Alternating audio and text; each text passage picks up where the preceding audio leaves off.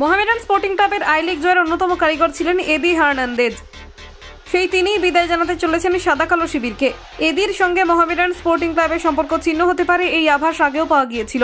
33 বছর বয়সী এদি হার্নান্দেজ মোহামেডান স্পোর্টিং ক্লাবের হয়ে করেছিলেন প্রচুর গোল। আই লিগ খেতাব জয়ের দিকে দলকে চালিত করেছিলেন। সাদা কালো শিবিরের পক্ষে হয়ে উঠেছিলেন গোল মেশিন। আই লিগ 2023-24 মৌসুমে 13 গোল করেছিলেন তিনি। এই টুর্নামেন্টে ক্লাবের হয়ে করেছিলেন সবথেকে বেশি গোল। আই লিগের এই সিজনে সবথেকে বেশি গোল করার দিকে ছিলেন পঞ্চম স্থানে। আসন্ন মৌসুমে তুলনামূলক কম বয়সী ফুটবলারদের দলে নেওয়ার ব্যাপারে জোর দিতে পারে মোহামেডান স্পোর্টিং ক্লাব। এদের বয়স 33। আই লিগ ও ইন্ডিয়ান সুপার লিগের মধ্যে পার্থক্য অনেকটাই। আই লিগে ভালো খেলা ফুটবলাররা আইএসএলেও সমানভাবে খেলতে পারবেন এমনটা জোর দিয়ে বলা মুশকিল। এদি হন্ডুরাসের ফুটবলার, আগামী দিনে যোগ দিতে পারেন সেদেশের ওলাঞ্চো ফুটবল ক্লাবে। হন্ডুরাসের ফুটবল লিগে ওলাঞ্চোর পারফরমেন্স ছিল উল্লেখযোগ্য। 2023-24 মৌসুমে কর্মতালিকায় চতুর্থ স্থানে ছিল ক্লাব।